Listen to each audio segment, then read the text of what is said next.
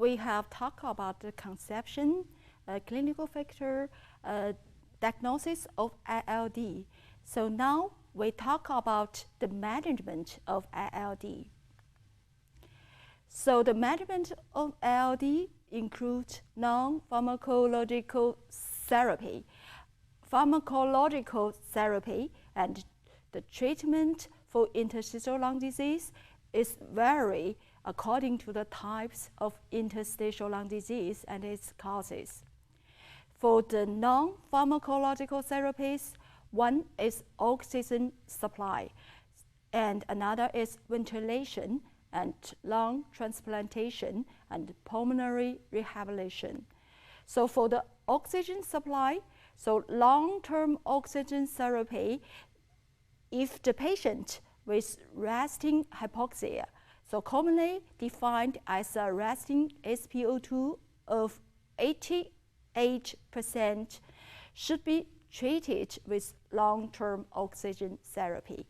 And for the ventilation, we have non-invasive and invasive, the two-way of the ventilation. So mechanical ventilation is not normally needed. It can be used as transition treatment before lung transplantation. And lung transplantation is now very important for the interstitial lung disease, and now shows a survival benefit and lower value on cost and procedure risk. And the lung transplantation should occur in a timely manner at the first sign of objective deterioration. A 5-year survival rate after lung transplantation in IPF are estimated at 50 to 56%. For the pulmonary rehabilitation, so pulmonary rehabilitation has important effects on symptoms and functional capacity and well-being in patients with IPF. So all pulmonary rehabilitation programs should include whole body endurance training, such as walking or cycling, or most include resistance training. So some also included education, nutrition counseling, and psychosocial support. And for the pharmacotherapies, including anti-fibrotic agents such as pirfenidone, nintedanib, and corticosteroid is very important, such as prednisone and mesalprednisone. And another important drug is acylcysteine, and sometimes we need immune suppressant such as azathioprine. And nintedanib. Nintedanib is a tyrosine kinase inhibitor that targets multiple tyrosine kinases, including vascular endothelial growth factor (VEGF), fibroblast growth factor (FGF), and platelet-derived growth factor (PDGF) receptors.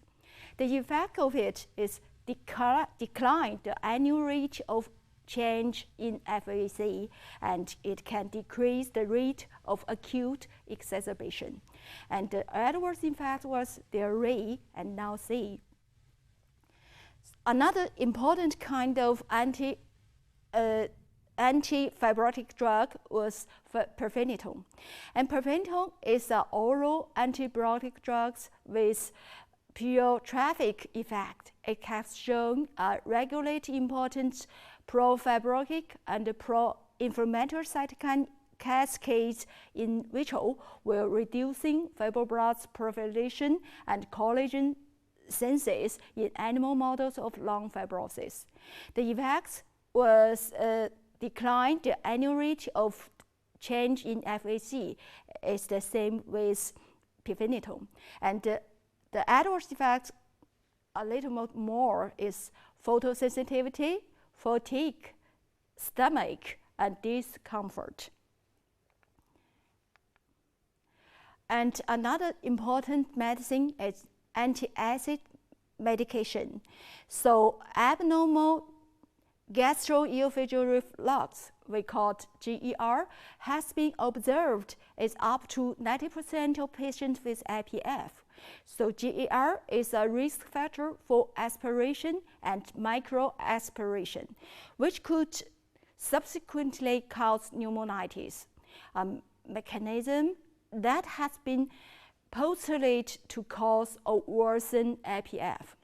So anti-acid treatments such as proton pump inhibitors or histamine 2 blocker receptor antagonists may decrease this risk for microaspiration associated lung injury or damage.